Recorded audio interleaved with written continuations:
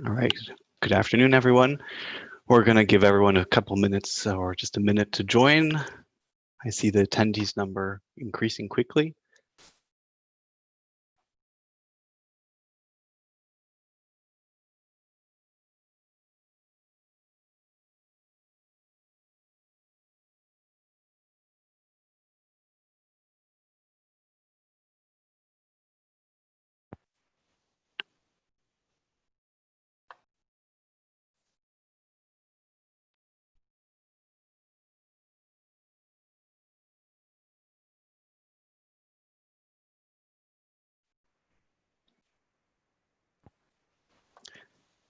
Okay, thanks everyone for being here today. We know it's a busy period, but it's great to see that so many have made the time. So welcome to our Urbana Open webinar on COVID-19, justice and sustainability in cities. It's fantastic to see so many of you here today, and I think we can take this as a clear sign that sustainable and just cities are really an important topic, especially in these turbulent times, both if we look at what's happening in the US and elsewhere, and also with the pandemic. Now, before we dive into the material, I want to take a quick moment to introduce our project, Urbana, our wonderful speakers, and also how we're going to hold the Q&A. So this webinar is taking part as it's part of Urbana, which stands for Urban Arenas for Sustainable and Just Cities. This is a 3-year project funded under the Horizon 2020 program by the European Union, and we've got 7 partners.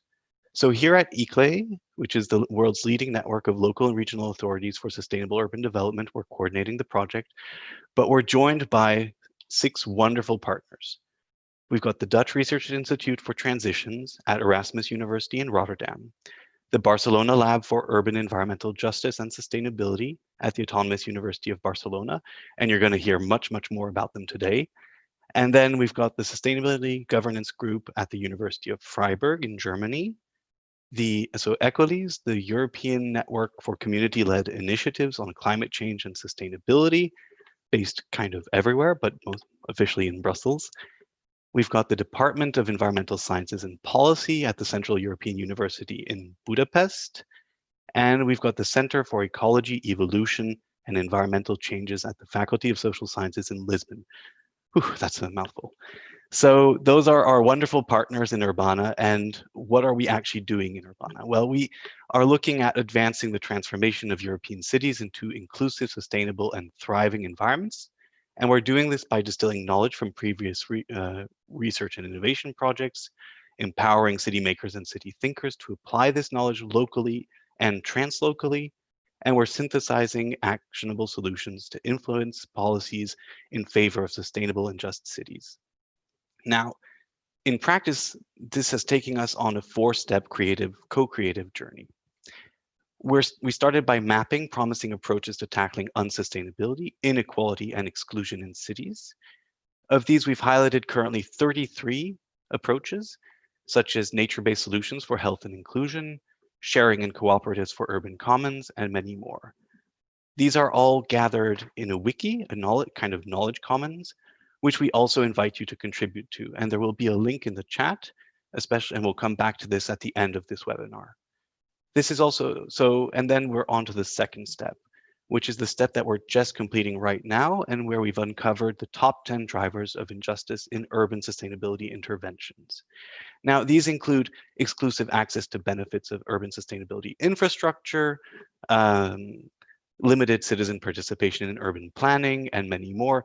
And we've got great little vignette videos about these on our YouTube channel, which we'll also share the link to. And you can also find out much more about these later on our own website, which is urban-arenas.eu. Then our third step is we'll be looking at then how do we take all this good stuff and make it travel. So a lot of these solutions for making cities sustainable and just are extremely localized. So we want to look at how we can learn across governance contexts, how we can make things travel. And then our last step, the fourth step, we'll be working with EU institutions and cities all across Europe to reconnect the solutions that we've distilled, to bring them into policy and also into practice. So for these to be genuinely actionable. And we're very glad that you're all here with us, and we hope you'll join us on this journey. Now, I could speak at length about this project, but I'm not going to do that today. Um, what I just want to note is that this is fundamentally not a research project, it's a network weaving project. And it's founded around urban arenas, which are co-creative spaces for generating actionable solutions for sustainable cities that foster deep forms of democracy and citizen empowerment. Now, we're joined in this endeavor. It's not just those of us, the partners in the project, but we're also joined by a group of 25 really amazing Urbana fellows who are city makers from across Europe, all committed to urban transformation. We've also established a vibrant community of practice that we all invite you to join, and there'll be much more about this at the end of the webinar. And we've got a wealth of podcasts, videos, and many other formats to share our work as broadly as possible. So don't hesitate to dive into that. But back to today's webinar. So we are today then exploring what the current COVID-19 pandemic and crises, what these tell us about justice and sustainability in cities. We want to look at the main manifestations of health and environmental inequalities. We want to look at how we can address these inequalities for a radical rethink of our urban futures. And we want to draw lessons from this crisis for more sustainable and just cities. And to do this today, we've got three fantastic speakers, and they're all members of the Barcelona Lab of Urban Environmental Justice and Sustainability, a research lab part of ICTA and IMM at the Autonomous University in Barcelona. The first speaker I want to introduce you to is Helen Cole, who I think is going to wave at you right now. Perfect. Helen's a social epidemiologist, that's a tough word to say, and she coordinates research on urban environmental health and equity at the lab. Our second speaker is Isabel Angelovsky, who's also going to wave, I think. Perfect. Thank you, Isabel. And she is an urban planner focused on urban environmental justice, an ICRA professor, and the director of the lab. Our third and final speaker is Panayota Kotsila, and I hope I've said that correctly, and who's also, okay, I get a thumbs up and a wave this time then. Perfect. And she's a political ecologist specialized in health. She coordinates research on urban political ecology at the lab and is a member of the Undisciplined Environments Collective. So those are the people who are going to speak to us today. And the plan for today is that after listening to Helen, Isabel, and Panayota, we'll hear some reflections from three key listeners.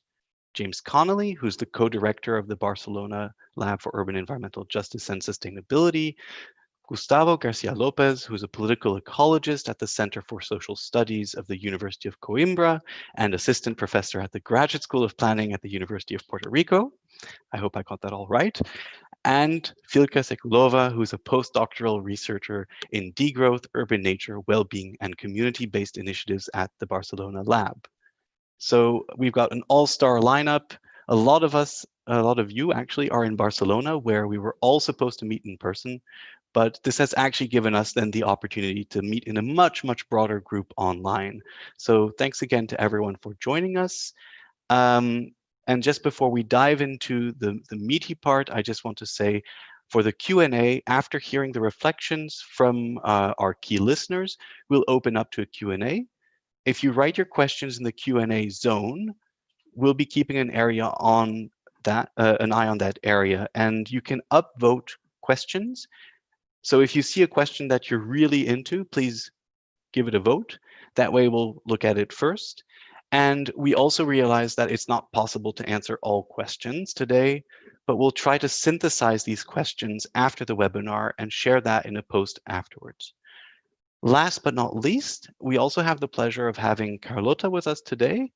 And she is a wildly talented graphic recorder, and she will be sketching our discussions and share the results of her craft with us before the end of the webinar. And we've also got a wave from Carlota. Thank you. So without further ado, let's dive into this and hear from our three speakers.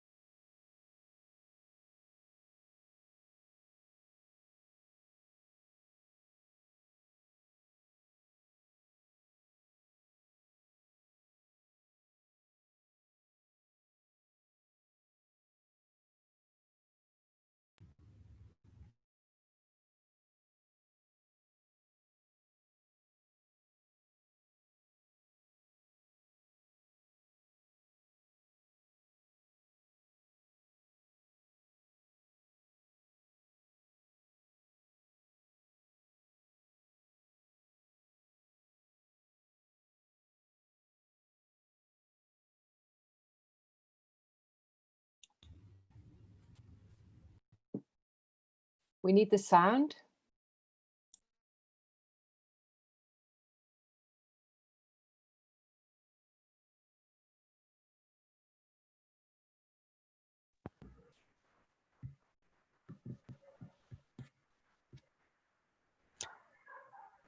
So just bear with us for a second. We're getting you the sound.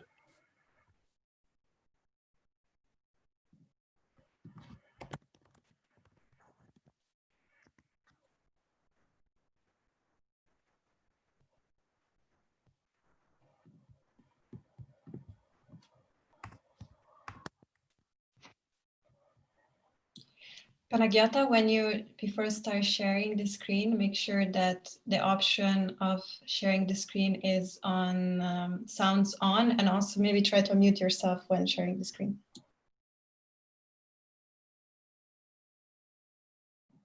I'm sorry about this. I'll try to share again.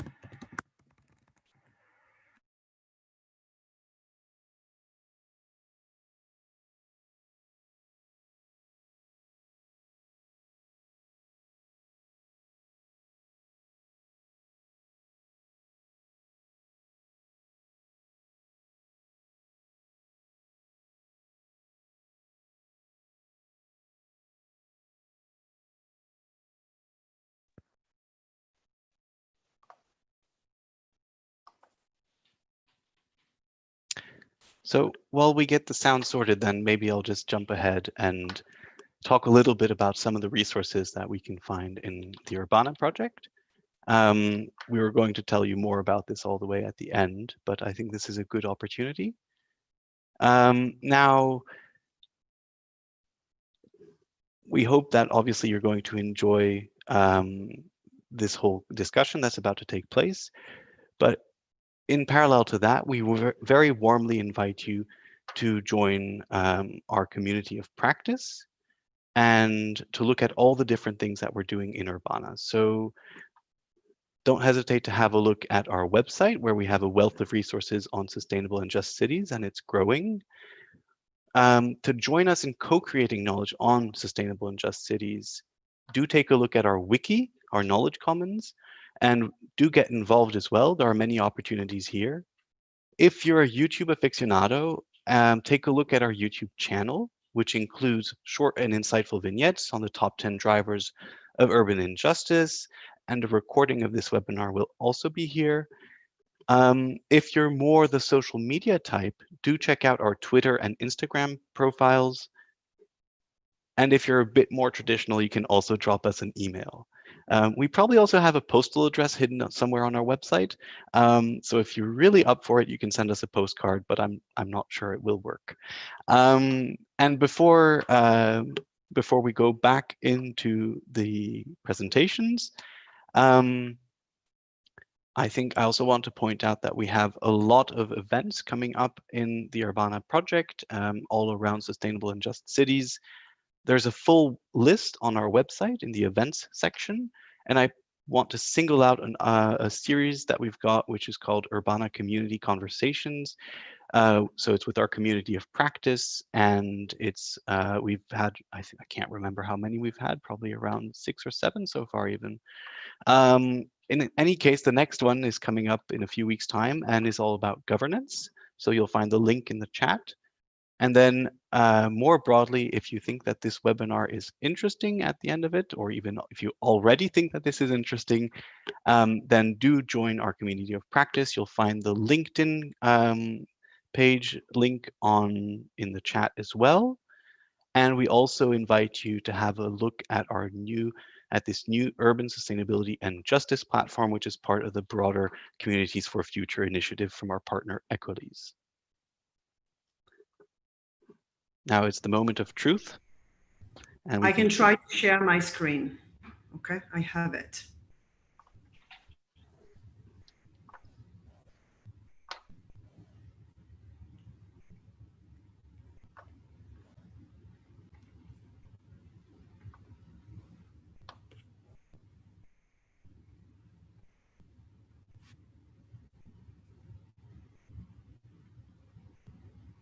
Today, we'll be discussing how living, working in urban environmental conditions have led to inequalities and contagion and mortality during the COVID-19 pandemic.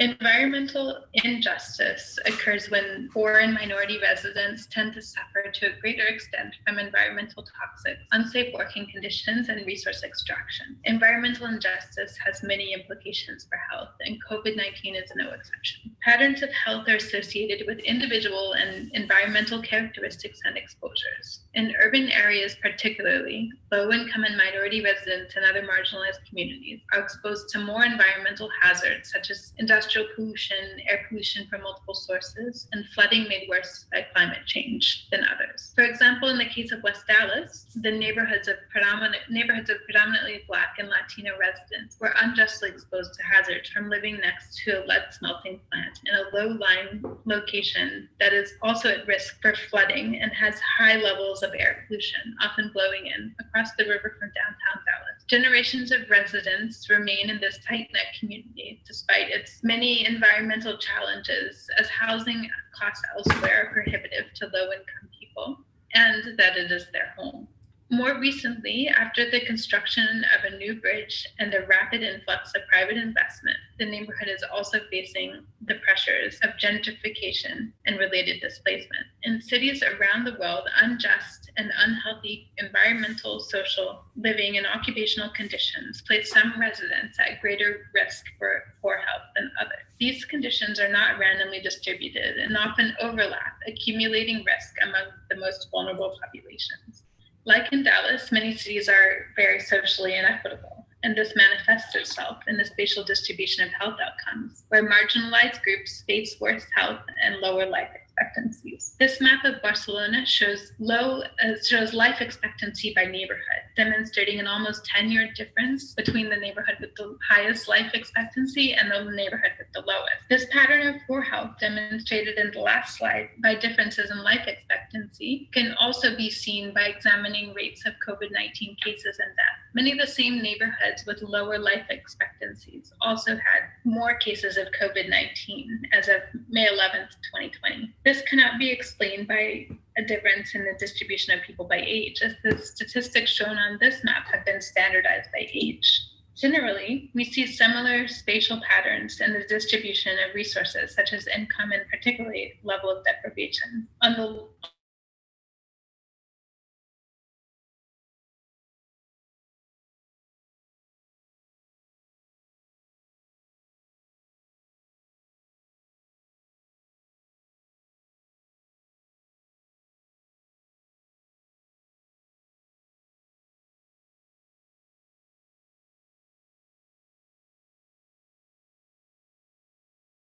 In addition, during quarantine, it is more difficult to maintain your health if you live in crowded conditions or a small home. This is on top of having perhaps more stress due to loss of income and care responsibilities for older people, children, or disabled relatives. The map on the left shows the median size of homes in Barcelona, where the darker colors are smaller. On the right, the map shows the average number of square meters per person living in the home. Here, the darker colors show higher density or less space per person. And again, we see a similar pattern to the map showing the cases of COVID-19.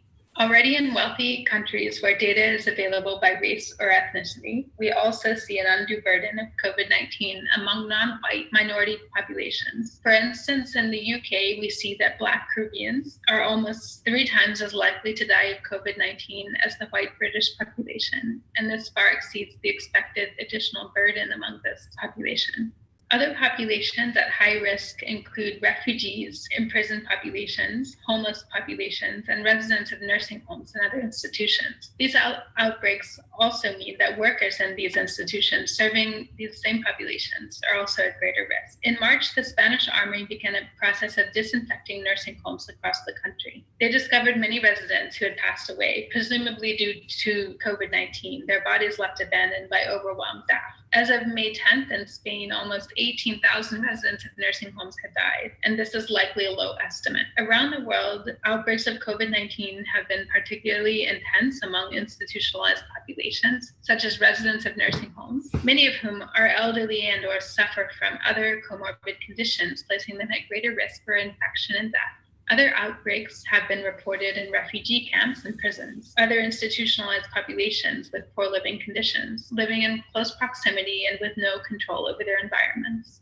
In addition to individual exposures, such as living in small homes with worse quality, having lower incomes and level of education, and general less access to resources, poor environmental conditions can place these communities at greater risk for contagion and death. The same exposures that put residents at risk for poor health in general, manifesting as chronic conditions such as obesity, cancer, hypertension, and respiratory conditions such as asthma, also have implications for risk of COVID-19. Therefore, if you have a chronic health condition such as a respiratory disease, heart disease, or obesity, you are also at greater risk for contracting of and dying from COVID-19. If you're a poor or a minority, you are more likely to suffer from any of these chronic conditions and more likely to live in unhealthy conditions and near environmental hazards, placing you at greater complex and multiplicative risk for poor health. For instance, many of these overlapping risks are embodied in the outbreak of COVID-19 in Detroit, Michigan. Detroit was once a thriving city of 1.8 million, with the home of many auto companies and related industries. As the auto industry declined,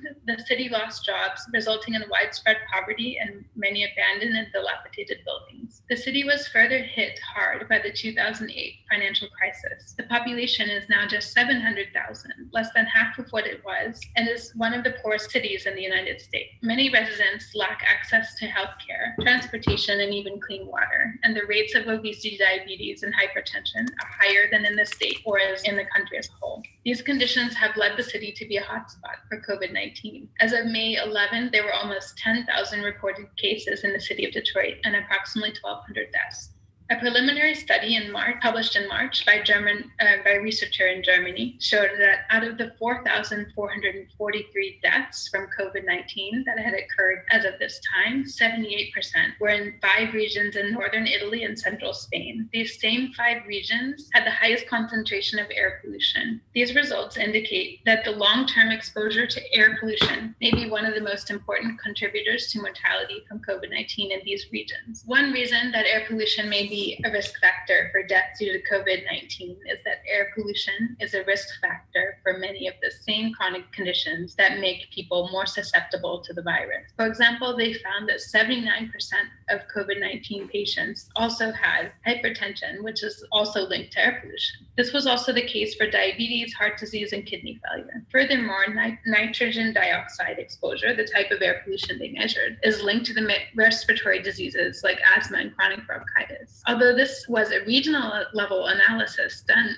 early in the progression of the pandemic, in most cities, lower socioeconomic status and minority residents are more likely to be exposed to environmental hazards and other types of pollution, such as air pollution, although this is not the case in Barcelona. Lower income and minority residents are also likely to hold low-paying jobs that are deemed essential, meaning that they both earn less than others in white-collar jobs and are put at greater risk by continuing to work during the COVID-19 pandemic, and often in unsafe conditions, particularly during an infectious disease outbreak. These conditions include working in lower-level healthcare positions with patient contact or cleaning healthcare facilities with known outbreaks, often with less training than doctors or nurses, less pay, and less likelihood of having the appropriate personal protective equipment. Such workers are often under-recognized, underpaid, and underprotected. Working in essential businesses that require interaction with the general public, but that pay poorly and often have long hours, such as grocery store clerks, transit workers, police officers, delivery people, and cleaning staff, is another risk for COVID-19. Many of these jobs have other overlapping occupational health risks because in many cities, minority and lower income communities, often those working in jobs with greater risk, tend to live in less centrally located neighborhoods. Transportation to and from, often using public transportation, increases potential for contagion.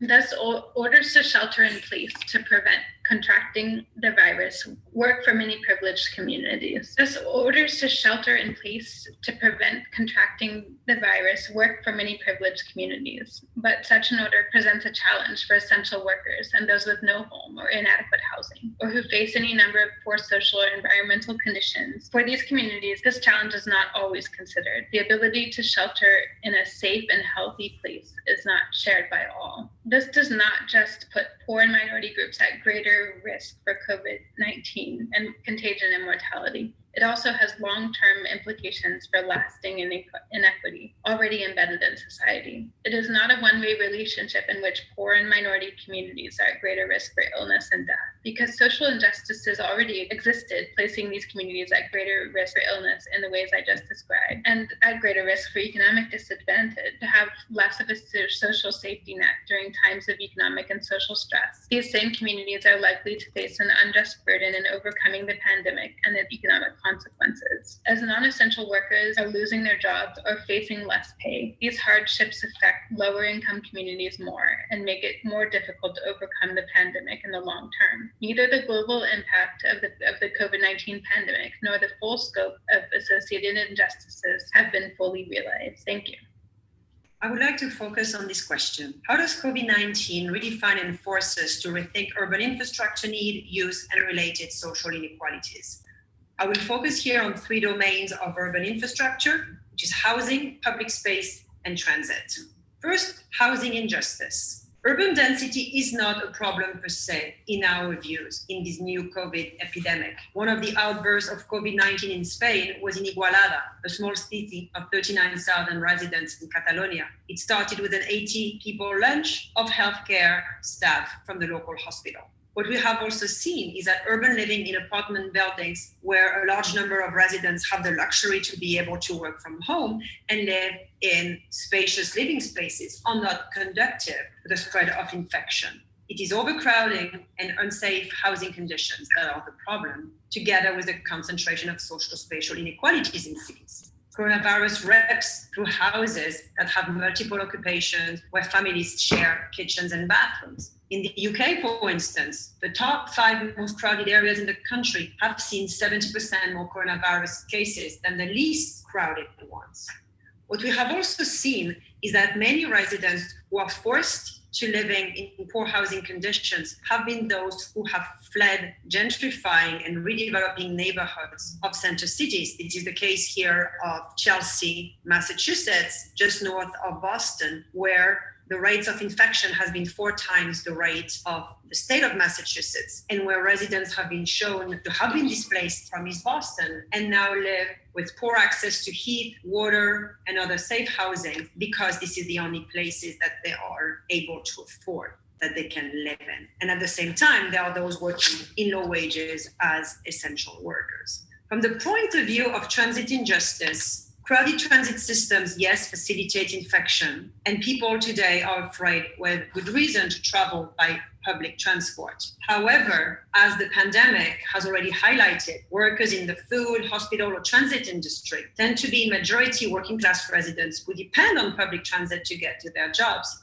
In Philadelphia, for instance, a recent study revealed that workers earning less than $25,000 a year are high public transit commuters, around 38% of them. And those earning just the upper bracket are actually another 38% of high public transit commuters. So again, those riding are more at risk of infections, but they are mostly low-income transit-dependent riders. The challenge for cities is that COVID-19 might serve as a political opportunity for conservatives to cut much needed transit funding. Pre-COVID, transit agencies such as the MBTA in Boston, again, to come back to Boston, were already under huge budget constraints and losses with a close to $37 million of budget deficit. They were struggling to even do basic repairs or modernize lines. What will happen when those agencies need to invest in new cars, in new lines, in safety equipment, when we also know that federal and state departments of transportation are not likely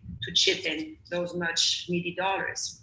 Finally, from the point of view of public space injustice and COVID, our point here is that cities only have very little time to rethink the use of streets as public spaces before the car lobby strikes back. The car industry funds political campaigns, provides thousands of local jobs. So of course, governments will be under increasing pressure to financially support their rebound and make it attractive to ride a car.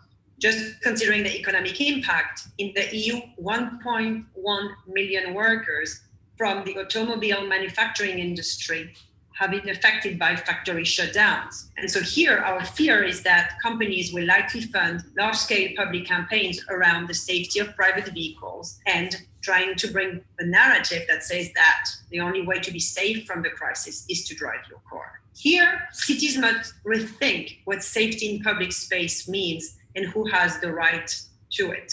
And here we are considering not only public spaces as consumption spaces, like those that we see now on the left in Germany, but green public spaces. Those spaces in general in neighborhoods of color, of residents of color or low-income neighborhoods are smaller, under-maintained, and less numerous. They're also in closer proximity to highways. In that sense, there is kind of a compounding effect of environmental injustices. However, they serve a variety of purposes for fragile residents, especially those who live in cramped living conditions. And here we can also think about their role for socializing for little kids, providing a relief from isolation and loneliness for older residents, and also for women who have been heavily impacted by lockdowns. Our fear here is that there will be too much emphasis on privatized, consumption-driven public spaces, and that there is even a risk of producing more gated communities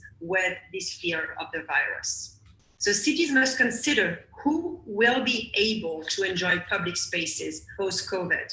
If we think about the redevelopment of cities over the last 20 years, a lot of urban neighborhoods have been converted into centers of attractive urban living with multiple types of green spaces, supporting the return to the city of higher income residents, like this green Gentilly neighborhood on the left in New Orleans. And residents of color, low-income residents have been displaced out. So the question is, who will live in urban centers post-COVID and who will be accessing public spaces? There's also another type of inequity that emerges in the post-COVID urban center life. Who will be able to enjoy public green spaces without increased fear of surveillance, control, and violence? In the US, the recent murder of Ahmaud Arbery while jogging reminded African Americans yet again that streets and green spaces are not safe spaces for them. Their bodies have been historically surveilled, controlled, and segregated. So what will be their space? What will be their rights in the city?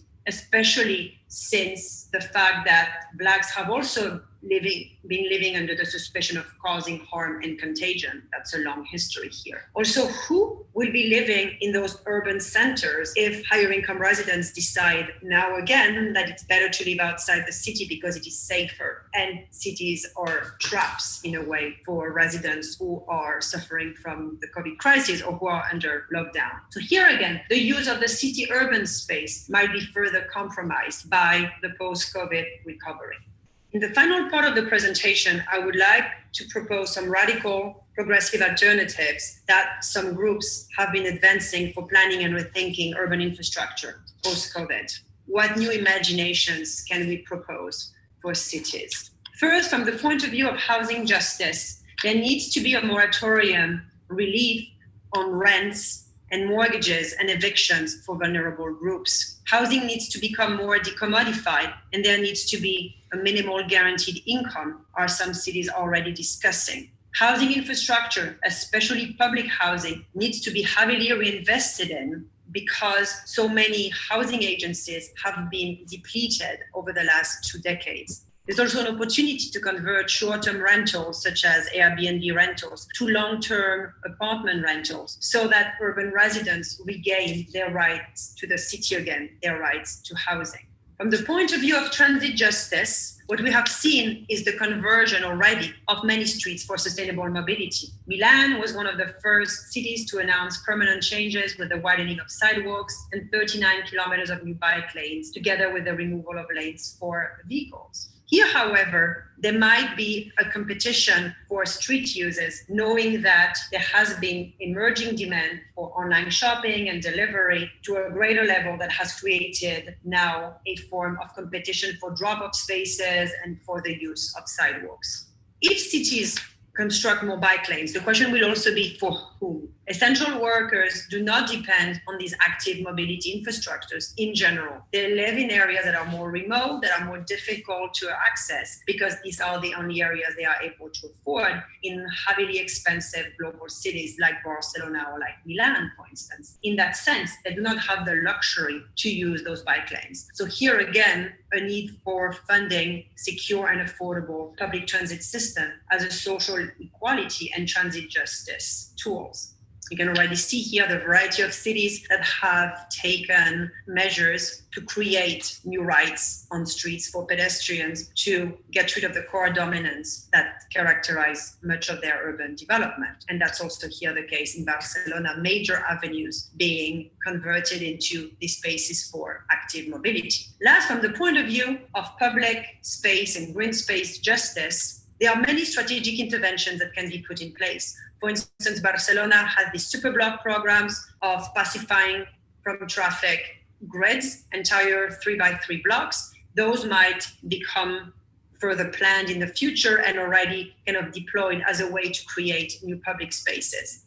There is also a need to balance small network green spaces that are in close proximity and access to residents with larger spaces that have historically been agoras, have been centers for greater public congregation and also greater access to nature in the city. The problem here is that no matter what intervention is being planned, it will be a competition. It will be a political battle over who has the right to which use and how to control the use. Here, our positioning is that historically marginalized residents, such as people of color or women, should be integrated in the redesign, in the reimagination of public spaces, with public spaces having a great emphasis on care, on access, and on the fulfillment of multiple needs, especially of the needs of vulnerable residents. Urbanism, and green urbanism in particular, should be feminist and should be emancipatory. Last, rooftops should also be reimagined as spaces for new public use and for green development.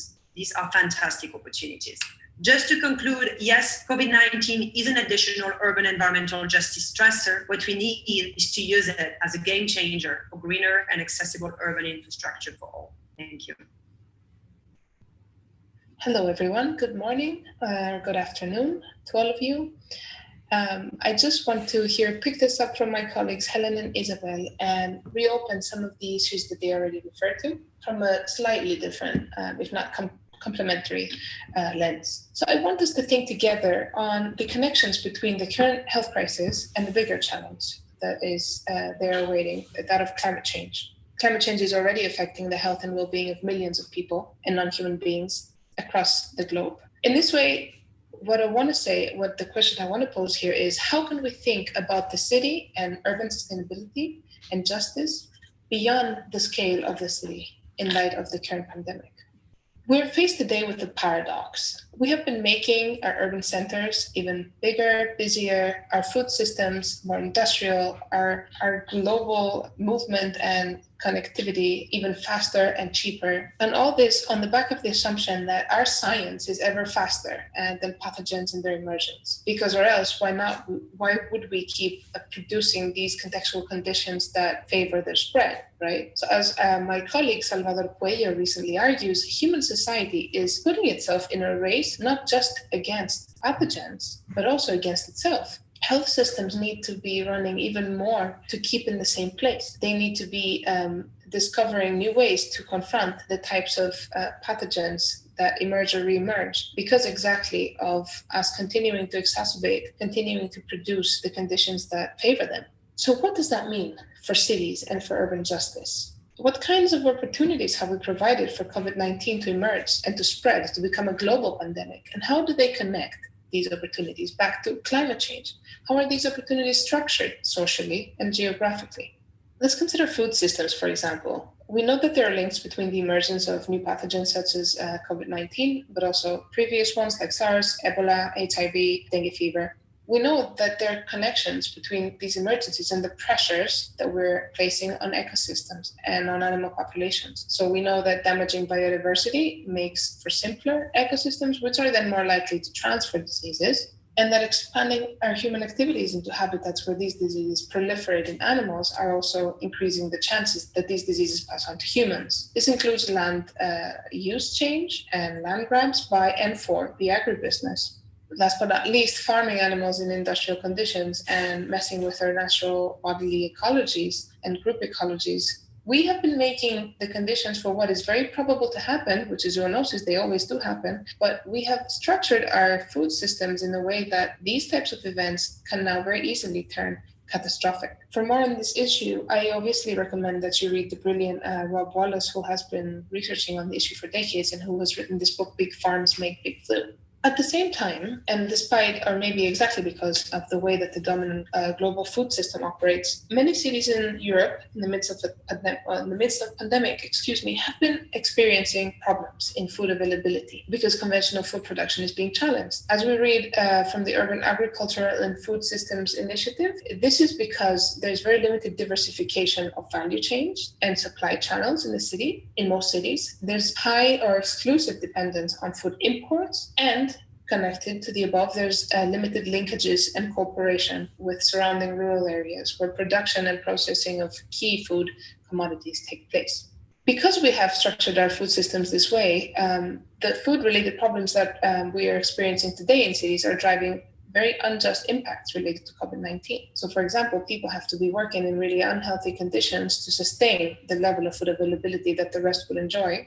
And we have, at the same time, placed stress on the well-being of those who lose access to basic food provision because of the measures that we are taking to control the pandemic. Let me give some examples. In Ireland, for example, we've been seeing a tremendous increase of COVID-19 in meat factories, meat plants, due to the fact that workers, in their majority immigrant workers, are not provided the protective gear that they need and cannot follow distancing protocols in the conditions that they're working in.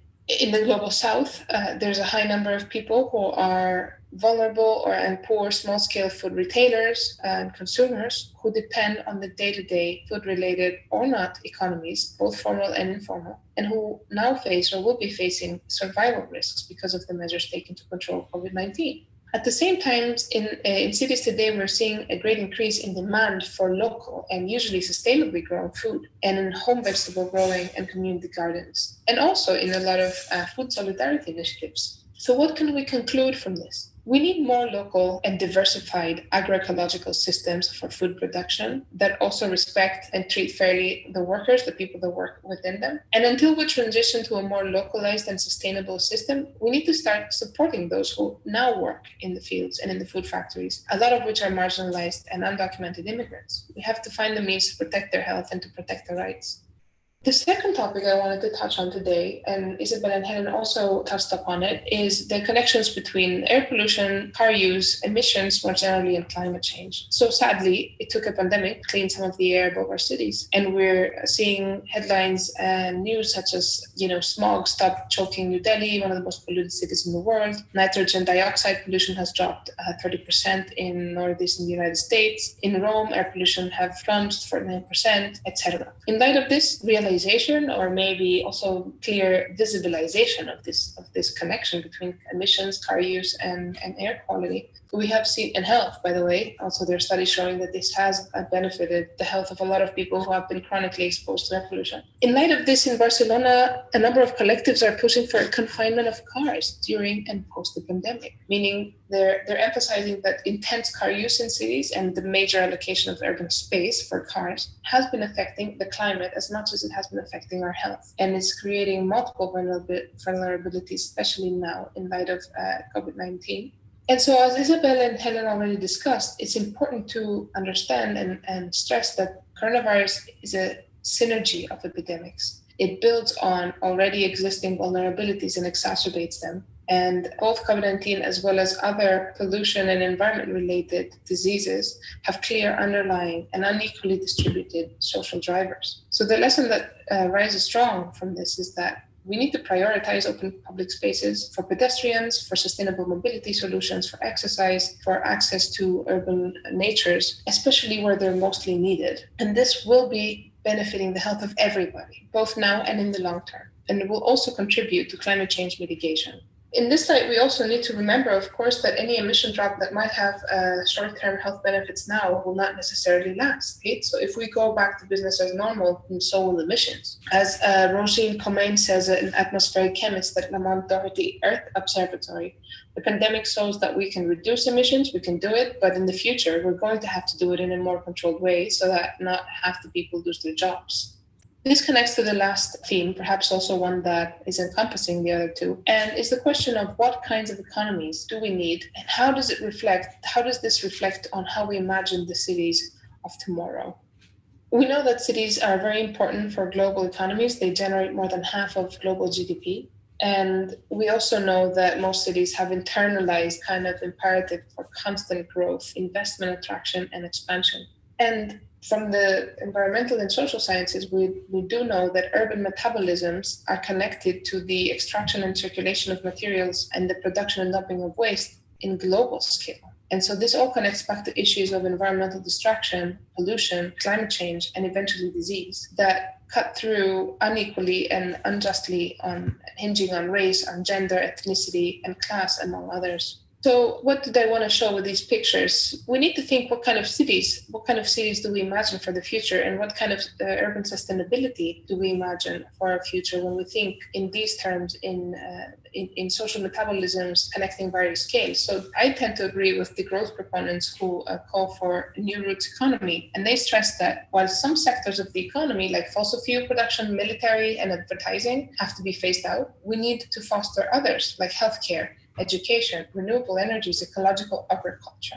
So it becomes clear that it's not enough to just increase access to green space or decrease the use of cars. Even if we try to do it in equitable ways, we need to think what aspects and sectors of the economy we want to recover and under what conditions should businesses operate, given the lessons emerging now stronger on the global and local interdependencies between places and between species. And so I think that cities need to shape policies that address and respond to these urgent matters, even if they escape the strictly defined urban sphere. For example, when we think about what kind of architecture do we want and for whom, what kind of business do we want to have in our cities, what kind of environmental ethics do we want this business to have, what is our yardstick of justice in the context of sustainability, both locally and globally? Do we want new LEED certified buildings, which are mostly serving the elites? Or do we want to first look at what infrastructure already exists within and around cities and ensure that it is being used, repaired, and improved to host the kinds of sectors and activities that we consider most valuable and more vulnerable, perhaps, and more valuable for the majority of people and for the planet? For example, the city of Amsterdam, before the pandemic, had started discussing with Kate Raworth of the Oxford University Environmental Change Institute, who start implementing a donut model for the city. And you can read all about it in The Guardian. This is a little bit what it looks like. But basically, this model provides a framework of how the goal of economic activity should be about meeting the core needs of everybody, but within the means of the planet, and for which justice and sustainability are considered in multiple scales. To conclude, having discussed all this, I think we need to work towards controlling epidemics today as much as we need to transform our societies and cities of tomorrow in order to avoid the reemergence of such types of health threats and their spread. So this goal, I think, is very much in line with climate change mitigation and planetary health, which a lot of cities do claim to be engaging and embracing. In this sense, we need to think that we need to put life and care in the center of our concerns and our actions, thinking about also those who perform most of the vital services in societies, like cleaners, the nurses, the drivers, the land workers, teachers. The fact that often these are the types of professions who are less appreciated and less paid, and also a lot of them are also very feminized professions. So to conclude, what kinds of alternatives can we propose as urban researchers, as practitioners, activists, organizations, in order to support and multiply the ideas and initiatives that do exist and that are based on solidarity and care, and which recognize and strengthen both social and ecological reproduction, and which are especially ambient in cities? I think this is a worthy question, and in light of all this, I think I will close. Thank you all for your attention and for listening.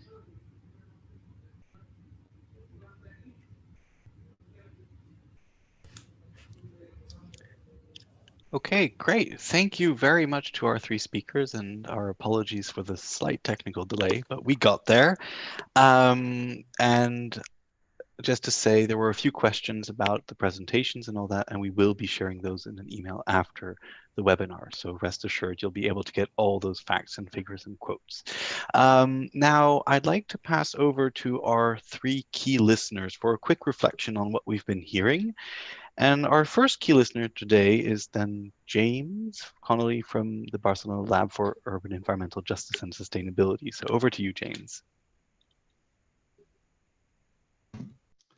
Thank you, Matthew, and thank you. It was a very thought-provoking webinar, and thank you for the opportunity to respond and for creating the space for this conversation. I want, with my 3 minutes here, to highlight what for me were 3 key takeaways from the talk that our speakers, I think, surfaced, for me at least. The first key takeaway for me, I'll mention all 3 of them, but I'll only really discuss one of them for the sake of time. The first key takeaway for me is that our response to the COVID-19 crisis cannot begin from a response to the crisis. It has to begin from acknowledging the existing conditions of cities that were there before the crisis. As was said, this is not the creation of vulnerability, but the exacerbation of vulnerabilities that were already present in cities. And it's an important message to keep in mind, I think. 2, for me, and others may disagree, but I think I agree with what was stated, that it is far too simple to say that density is the problem here. I, in fact, would argue that a less dense city would not solve the problems, the key problems that the COVID-19 crisis brought to the surface. And then finally, for me, a key takeaway that I wanted to spend my last 2 minutes here just discussing is that what I think really comes to the surface from this conversation is that the COVID-19 crisis represents a fork in the road of sorts for the efforts to create more sustainable cities. And that fork in the road, I would say, lies between an internal tension that's been in efforts to create sustainable cities for a long time. And it's a tension between what we might call the technologist view of sustainability and the more communitarian view of sustainability. And I think during the response to COVID-19, we saw both views come to surface. The technologist view came to the surface with the calls for more data, more information, the use of robotics to provide healthcare and policing and surveillance in cities, and the notion that perhaps if we just had enough of this, then we'd be able to manage all these crises, no problem. But at the same time, there was a push toward the communitarian view as well. People in lockdown situations couldn't leave their house. And so they really felt the extreme need to have a community, a physical community around them that supported a healthy and sustainable lifestyle. And that, I think, pushed people to see the importance of living in a healthy and sustainable community and the communitarian view of sustainability being present there. So I would argue that COVID-19, basically, this tension's been around for a long time in urban sustainability, but COVID-19 really puts the pressure on which way are we going to go? Which path are we going to choose? Are we going to take the technologist view, or are we going to take the communitarian view within sustainability? Likely both will remain, but I think we're going to more and more start leaning in one direction or the other. And I will conclude my comments by simply saying, my hope is that we follow a more communitarian view, because the downside of the technologist view, in my eyes, is that we end up with a more privatized, more surveilled, less just set of cities in the end, even if they're easier to manage, than one in the communitarian side, where I think we have many, many more options to solve some of the particular social justice challenges that have come up alongside of urban sustainability. And I will leave it at that. Thank you. Thank you so much, James. And that also really makes me think of a blog post from Naomi Klein recently about the kind of the surveillance side of the response to the COVID crisis. I'll try to hunt down the link and put it in the chat later. Now over to our second key listener, Gustavo, over to you. Yes, hi, and thank you again for the invitation and for a very rich discussion from the panelists. I want to start by fully seconding what was said by Vanayota, Isabel, and Helen. I think that the intersectional perspective of how race, class, gender and other dimensions of inequality have shaped the COVID crisis is one of the really key takeaways that we need to start the conversation from. If we don't recognize those, we cannot move forward in building more just and sustainable cities. And this was, it seems, even in progressive circles, has been somewhat of a challenge to really get this message through when the apparent equalizing force of a virus that threatens everybody in a way. And so I think we need to challenge that notion directly, that the virus doesn't threaten everybody equally. And I think the three panelists today showed that very clearly. I will focus on this communitarian aspect because this is one of the things that I'm most passionate about, the issue of commons and thinking of the city and of as a commons and of the collective actions that could transform the city into more sustainable and equitable space. I think that if we look at what has been happening, one of the key takeaways has been that precisely those groups that were already fighting for more sustainable and just cities have been a key actor in helping people deal with this COVID crisis. So from groups that have organized food distribution to people that couldn't have the privilege to go and buy 100 euros a week of food once a week. For instance, you know, we take maybe for granted some of those that could buy a big thing once a week in the supermarket, but many people could not do that. So and many people couldn't even get out of the house, or because they didn't have the time, because they were in cities that had curfews, and they were working at the hours and then when they got home, it was already curfew, so they couldn't go out. So these food distribution groups were key in some places. Agroecological networks of farmers and that were bringing food to cities in the context of this crisis, of a breakdown also of the globalized industrial food distribution networks that were shown to be very vulnerable in this context. These agroecological groups also have shown to be key, and not just agroecological, but peasants in general. I think there was a blog from colleagues at the Undisciplined Environments that said that, you know, everybody, if you don't have a peasant, you should go and get one. You know, everybody should have a peasant in their family. And I think this is groups that have been doing collective urban farming have also been key. So this also leads me to thinking about how can we recover urban spaces. Isabel was talking about the importance of green spaces, of public spaces, reclaiming those spaces.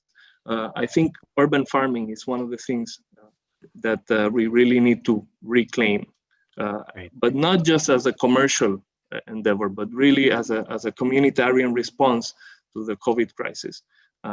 So Panayota was saying how these industrial food networks have been at one of the factors of the crisis itself.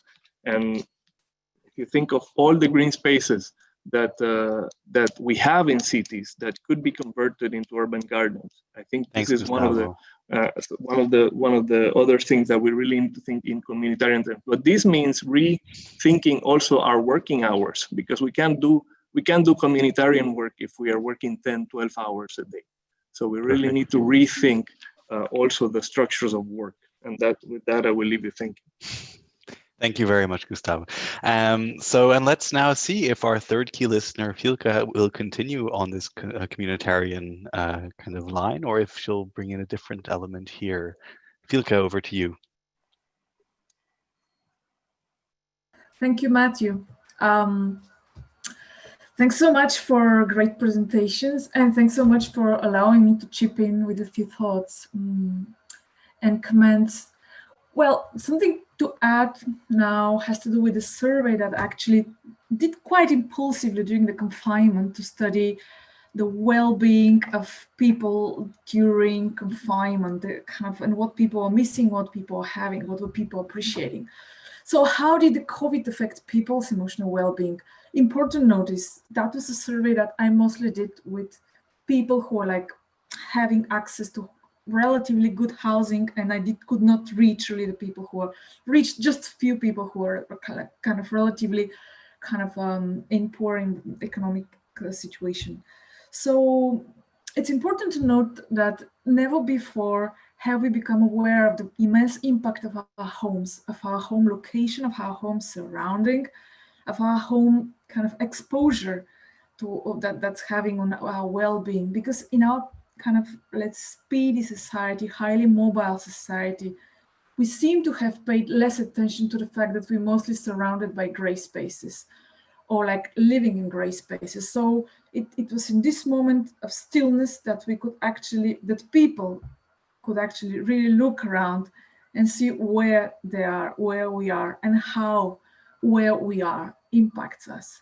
So one of the points that comes very strongly in the survey is that those of us who are confined in small apartments in metropolitan cities had much more difficulties to deal with a high level of anxiety, high level of stress, with mood swings, than those of us who had access to some sort of nature. This said, many people suddenly have access, suddenly noted the silence, the air they breathe, and many people started talking about that, and how profoundly that affected their well-being. So question is like, would that realization somehow result in some sort of mobilization in the post-confinement phase? As Panayota was mentioning, there is kind of mobilization in the context of Barcelona calling for confining the cars, let's say, recuperem la ciudad. That said, what also comes evident in the survey is that what really mattered also for our mental health is not only nature, but somehow it's very linked to our social contexts. So those of us who had access to some sort of social support network outside the nuclear family context, right? In terms of being part of a community, being part of a social network within shared or communitarian housing, who felt supported somehow and understood, were able to better navigate through the difficult time of confinement.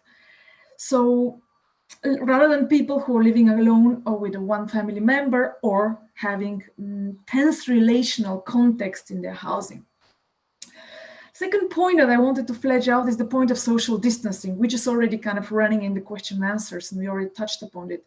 What majority of the people stated to miss and suddenly appreciate more was nature and other people, the sense of relatedness to others. So when talking about social distancing and the distance as the new normal in the public space, we might feed and normalize the fear, the society based on fear from others. So this type of physical distancing could inevitably have a repercussion on the emotional and psychological distancing from others, fueling the sense of loneliness, the sense of isolation, and somehow leading to erosion of trust in society. So the fear from others, which naturally rises in a pandemic structure, is very strongly linked to the rising of the new right, into the extreme right. The fear from migrants, who are the ones most frequently exposed to the virus, for example. So I would openly warn against the promotion of social distancing in the public space as the new normal, but rather stress how much and how important social cohesion and social closeness is for our mental well-being. And eventually that influences our health. And this is one of the most important things that comes out in my survey. Yeah, we need social distancing, but we actually need social closeness as well. And this is one of the most important results of my survey, and I would leave it here. Thank you so much, Filke. So wonderful points from all three key listeners, and I think there's a lot. It's quite dense. There's a lot to take away from that. It's tempting to want to discuss all of these and to talk about this kind of social, how do we increase social cohesion in a context of a pandemic, where the public health imperative is actually supposed to make us increase the space between ourselves. But at the same time, we've got 40 questions in the Q&A, and I think it would be a shame to miss out on many of those great questions. So I think we'll have to create further opportunities to continue these conversations. the first question, the one that's received the most likes, and everyone don't hesitate to have a look at the Q&A and like the questions that you think are the most interesting or the most relevant, so that we're sure to see them, and that because we cannot unfortunately answer 40 questions or more in the next 20 minutes or 15 minutes actually. So the first question is from Julian Dobson, and I hope I'm saying that right. And he's asking about what the panelists think about the potential for citizens' assemblies and participatory planning practices in a post-COVID environment when getting together physically for such discussions may become more difficult. So that's one question. About relating to citizen assembly and participatory planning practices. And then another question is from Vivian Su, and she'd like to know about how we can realistically shift cities away from being car-centric in countries where car ownership is still an important social aspiration and a marker of modernity or success, both in inverted commas. For example, in many cities of the global south, the use of public transport is still associated with class norms, where public transport in many Western cities might be seen as acceptable behavior for young/hip individuals. How can we account for these regional differences? So participation and transportation/regional differences. Which of our panelists would like to jump into that one, into those two? I could potentially start. Yeah, first. Thank you, Panayota. And then please, the rest we can compliment me. I think it's a very interesting question, and we'll see how this will evolve. And I think also here, the point that the second person asking of how this will be seen in a different context, in a different cultural context, like how much participation was there before, and how COVID would change it. Obviously, one would think that if people are forced for a significant amounts of time to not meet with each other, that would stop them from participating. But I think, at least from the examples that I've seen so far, people are being very creative in using technologies.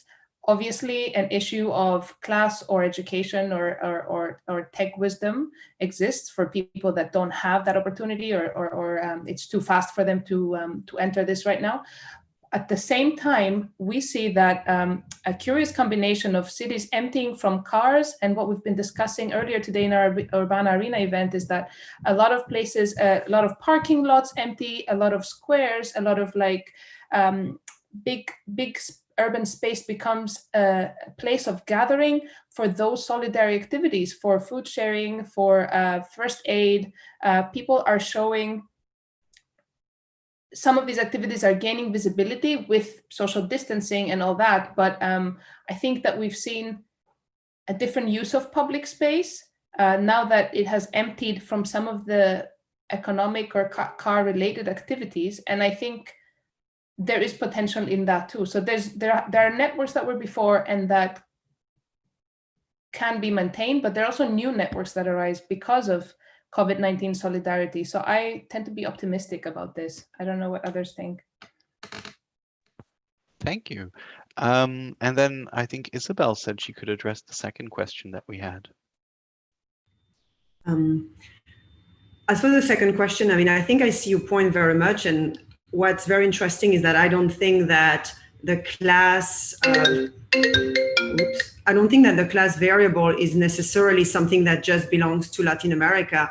When the city of Barcelona 3 years ago tried to pacify its streets in the first pilot superblock that I described, one of the reasons that protesters who were against that intervention expressed was the fact that they thought Barcelona was modern because it had acquired cars as part of the transition to democracy. And so the right to cars was something that really was permeating the imaginary of Spain integrating into the EU and integrating into being a developed country. So I think it's also interesting where these imaginations still endure.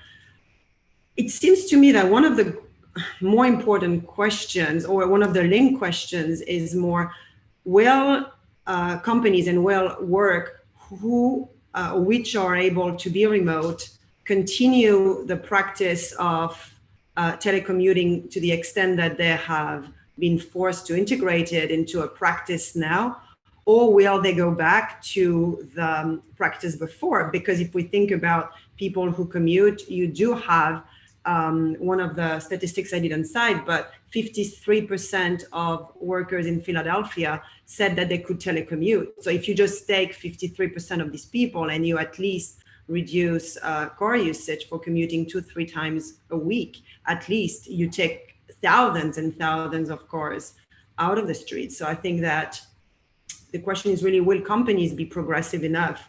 The other question comes back to the issue of justice, like for workers who have to work in the care industry, in public transit, in stores, in airports, etc., in schools. How will they still be able to access dense urban centers without the public transit system crumbling because budget cuts might force transit authorities to reduce car density or not do the upgrades that they had planned to be doing before COVID? And so I think that's a really deep, deep concern about the ability of the transit system to evolve in ways that respond to those needs.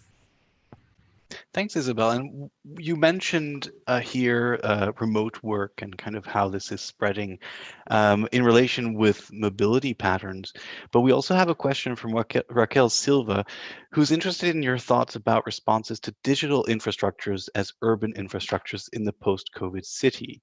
So noting that we have seen internet and communication technologies as crucial in shaping inequalities during the pandemic, for instance, related to access to education and culture. So here kind of how this unequal digital world is kind of unfolding and becoming ever present around us in the context of the COVID pandemic.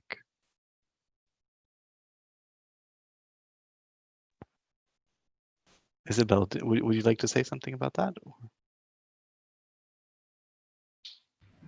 I was just looking for the comment, and so I didn't fully. Matthew, please rephrase. Okay. Because I was listening to you and looking at the chat. So there are too many things going on in these webinars. Oh. So it was really the thoughts about the kind of digital infrastructures as urban infrastructures in the post-COVID city and whether these, in a way, are exacerbating inequalities. I don't know if I'm the right person to answer. Anyone, please feel free to jump in. I mean, there is the question of safety versus security in a way. Like, people want to still obviously have their rights to manifest, to organize, to move freely through cities. To which point do these digital infrastructures of monitoring the rates of infection supersede those rights? And at the same time, to what extent are they still needed so that actually we are not completely confined to the level that, for instance, we have been confined in Spain? It's interesting because the level of discussion about apps, about monitoring, about kind of digital city planning, I don't think has been to the same level in Spain, has not emerged to the same level in Spain where we are located as it has in France, because we've been so confined here that all we have wanted is just go out to do something else than dropping our food in the recycling bin. Whereas in France, that has not had that same level of very strict lockdown. And of course, in a country like France that has very much been about freedom and claiming individual rights, those types of digital technologies have very quickly come to the debate of, is that morally and ethically acceptable? So I don't really have an answer. Thanks. But I think many of these questions are not actually questions that we can answer and kind of say, okay, that's done and dusted, but rather things that we need to think about altogether. Ellen has a compliment, I think, to what I said. Yes. I was trying the non-digital method of actually raising my hand to see if that would work. I didn't have you on my screen. No problem. I just wanted to add to what Isabel said about this question of technology and inequality, that I think it's quite interesting in the present situation to see how the pandemic really visibilizes more the technological divide, and we see that it is an issue of equity, and it's not that this issue of technology and equity hasn't always like all the other inequities that we talked about, it hasn't always, it has always been an issue, but now that we see it affecting the access to the most basic services like education, particularly for children, it becomes more visibilized. So I think that's, you know, I don't know, I guess you could think of it as a positive of bringing these things more to light and more to the discussion. Thanks, Helen. So I think we can move on to a next round of questions. We've got a question from Anya Rock about who's curious to hear the thoughts of our speakers on how the recovery programs that are being adopted at the EU and national levels can influence sustainability and justice in cities, and especially curious if there are examples of good solutions that should be further promoted. Who would like to jump onto that one?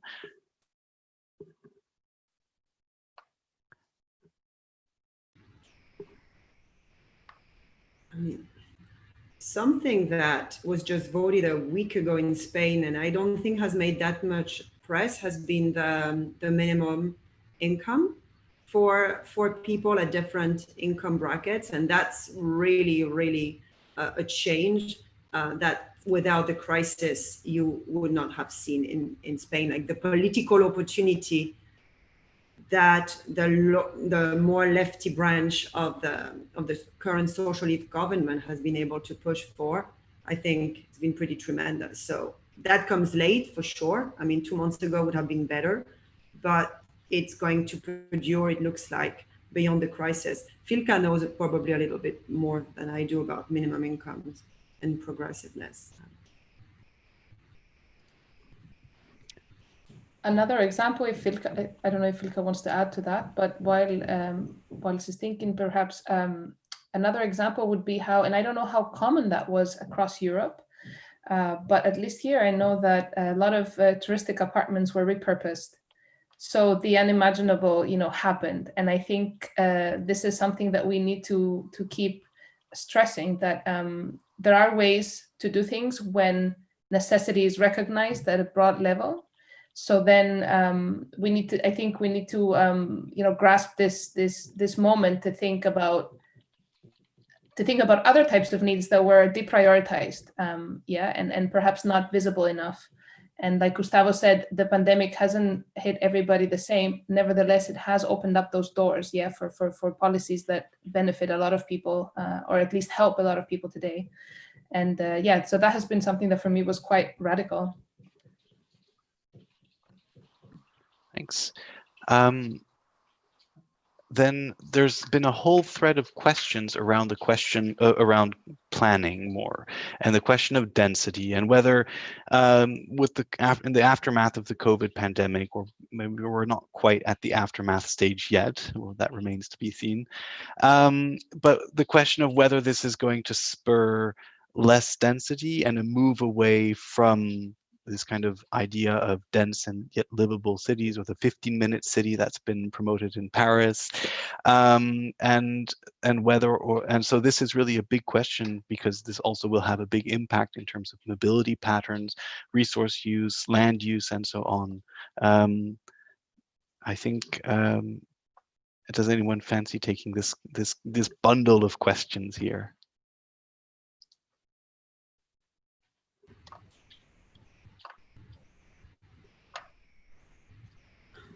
I mean, an article that Helen has led recently in Citizen Health was particularly interesting, the way that you led it. And I think, Helen, you should describe it more than I do. But the question is, who will actually remain within the next 2 years within city centers if middle and upper class residents now consider that it's much better to live in the countryside? And so there's kind of reverse movement of exodus from the city.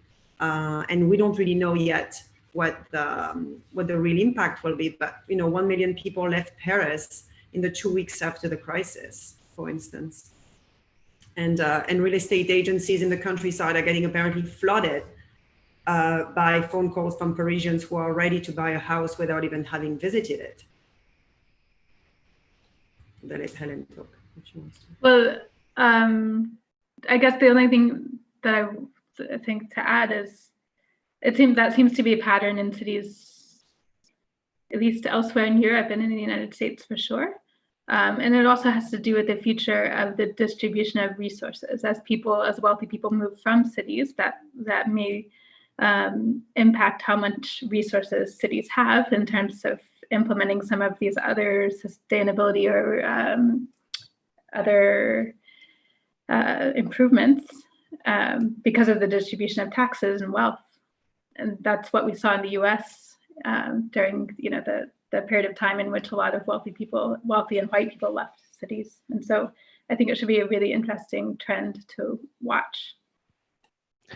Thanks, Helen. And actually, at ICLEI, we were talking with a lot of local governments about this question recently, and they are actually thinking there will probably be a trend towards more suburbia, and urban planners are already thinking about how this can work. A lot of them also feel that it's not necessarily a tragedy if there is a new use of suburbia, because if you also need to then rethink it, not the 1970s version of suburbia, but perhaps a new version of suburbia 2.0. Then there are questions about whether this can be sustainable, but that's also a whole other conversation. I think Panayota wants to say something. Yeah, I think just to add a point here about cities, because cities and density in cities is not only about who lives there and whether we're going to more people live in the city or live outside of the city, but what kind of business is in the city that attracts people to live near it, right? So I think, you think about Dublin, for example, that has one of the worst housing problems in Europe, and why that has happened, why that kind of real estate boom has and keep happening is because it hosts all of those companies that attract pretty well paid young employees on the one side, right? So I don't think it's only a matter of whether or how many people live in square footage. I think it's also about conditions of living conditions, housing conditions, types of businesses, and also the continuous regeneration urge. So I tried to touch upon it a little bit, but I feel that we could do a lot with what is there and try to gear it towards those activities that matter rather than keep developing for the sake of developing.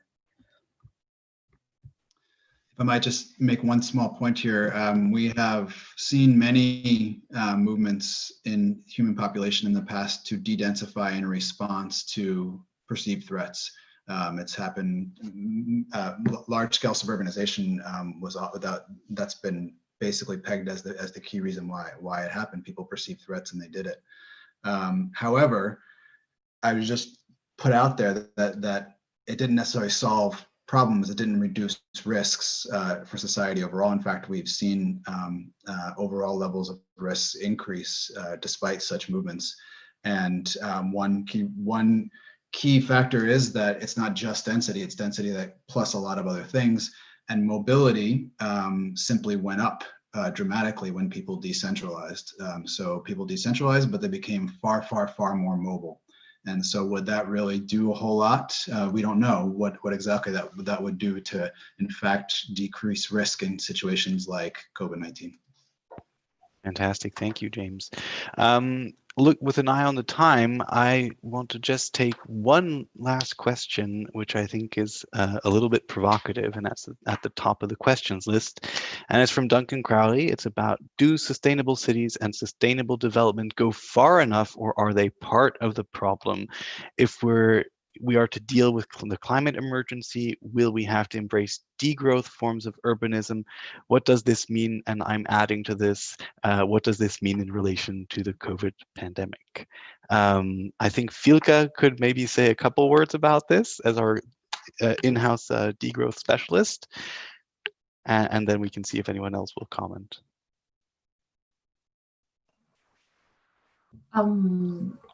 Well, I would say kind of, yeah, the question actually contained part of the answer, of course. I mean, from a degrowth perspective, unless we review the very engines that drive the creation of more pandemics, just like going into preventive measures that have to do with social distancing, that have to do with kind of mass vaccination, that have to do with for decreasing use of plastic and sterile environments that actually deprive us of the bacteria that sometimes actually makes our immune system health kind of stronger and able to resist, is not going to be the answer. I mean, according to the kind of the studies that Panayota actually mentioned in her presentation, if we unless we change the way our consumption patterns, our production patterns, the way we kind of go about industrial animal food production, kind of unless we rethink the speed of transportation, unless we rethink the speed of global trade, the speed of global exchanges, these type of pandemics are going to kind of keep on replicating. Viruses are going to keep on becoming more virulent and going to keep on changing and adapting.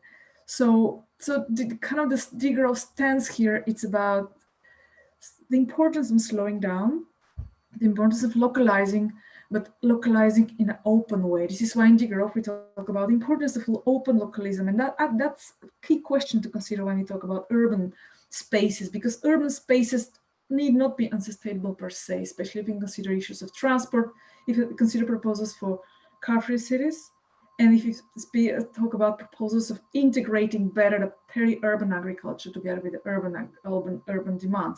And especially if you consider my partner is agricultural worker, he works in the organic sector next to Barcelona, the demand for organic local produce has tripled. Most of the producers have been unable to kind of meet the demand during the COVID.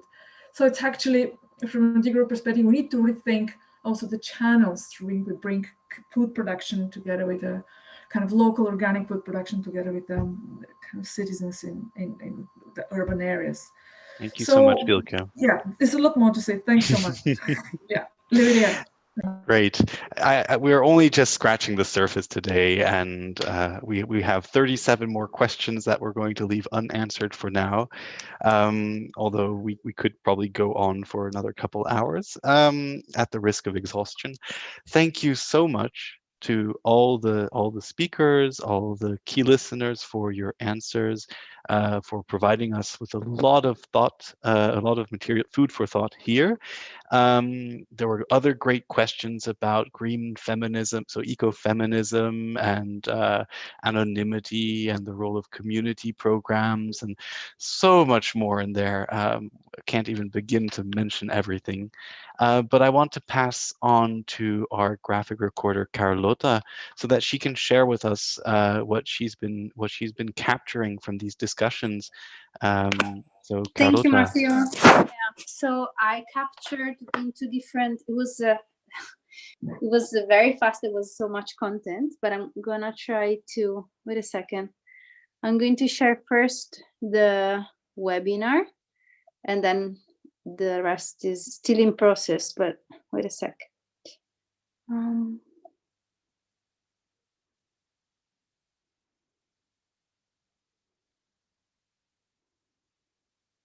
And can you please tell me when you see it? Perfect. Yeah? Wow, that's amazing. So it's a little bit dense, but it's also because it was very fast, right? The 3 contributions. So here you have the first, and then Isabel was in the middle, and Panayota was at the end. So of course, again, it's una pincelada, how you say in Spanish. It's like a little thing, is not everything. And then I also did something else about the Q&A. If it's recorded, I might have to listen to it again because I think I've lost something, but I will do it with the help of Panayota and Isabel. So if that's okay, I'm gonna stop sharing. Great. Yeah. Thank you so much, Carlota. That's really amazing. And that's also, the chat is exploding with amazing and wow and awesome. So a lot of enthusiasm, and we will be sharing these drawings after the webinar, I think also with the follow-up blog, in which we'll try to address some of the questions that were in the chat. So we're more or less out of time, but I don't think we need to end at 14:00. We can go on for another minute or so, just for me to remind you that this is just one of the many discussions that we're having in the Urbana project, that we've got a website full of materials that the links have been shared in the chat. We've got a wiki, we've got a YouTube channel, we've got Twitter, Instagram, no TikTok, unfortunately, and much, much more. And we would really appreciate it if you all joined our community of practice, where we are having on a continuous basis these conversations. And the Urban Arenas project is going to continue. We are going to be meeting hopefully in Berlin in March, mid-March of next year, perhaps in a virtual setting as well. And if you sign up to our newsletter or join our community of practice, you'll be sure to hear all about that. We've got ongoing community conversations. There's really quite a lot happening. So we really encourage you to join us and be part of that, because this is fundamentally a network weaving project and an opportunity for us all to come together and co-create solutions in a way for sustainable and just cities. So it's a huge amount of inspiration that's come to us today, and I'm often a bit of a technophobe when it comes to webinars, although they make me feel tired and overwhelmed, and I actually find this extremely stimulating. So I really hope you can all join me in saying thank you very much to all of our speakers and our key listeners. And I also want to take this moment to say thank you very much to everyone who joined us. You gave us wonderful, wonderful questions. I'm so sorry we couldn't answer all of them, but we'll do our best. And I'm pretty sure we're going to have to do something similar again. So I think with this, I'd just like to say thank you once again, and talk to you soon.